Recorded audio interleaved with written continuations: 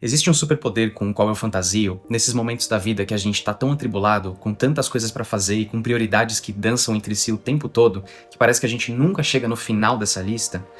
que é conseguir parar o tempo. Mas não é conseguir parar o tempo pra fazer coisas legais, como mexer nas pessoas ou correr por aí sem consequência nenhuma. É conseguir parar o tempo pra fazer as coisas mais básicas, no tempo mais humano possível e conseguir dar play pra conseguir seguir com a vida com todo o resto resolvido e com uma lista de afazeres e prioridades muito menores.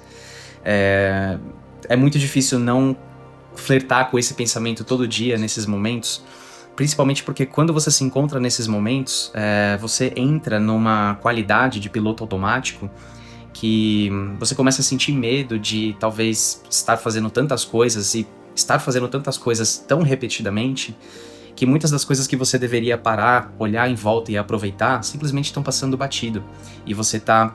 passando por todas as conquistas que você consegue, com tudo aquilo infinito que você faz todos os dias, de forma neutra, de forma passiva,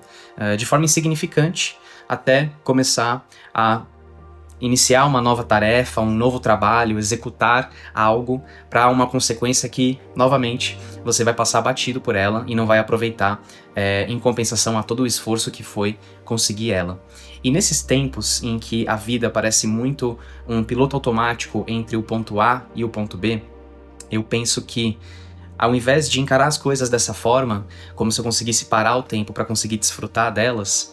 eu gosto de voltar para as histórias que me lembram que, na verdade, a vida acontece sim entre o ponto A e o ponto B. E uma dessas histórias favoritas para mim é uma história que esse ano marcou 20 anos, de um homem chamado Guy Goma, que em 2026 foi chamado para fazer uma entrevista de TI na BBC,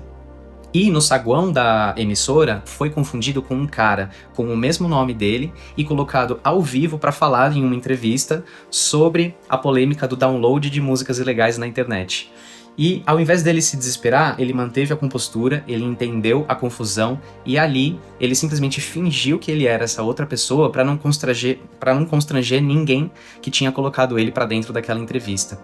20 anos depois, esse cara ficou super famoso como uma personalidade da internet e inclusive lançou um livro chamado The Wrong Guy. E hoje ele compartilha lições sobre como é ficar calmo numa situação que parece fora do controle.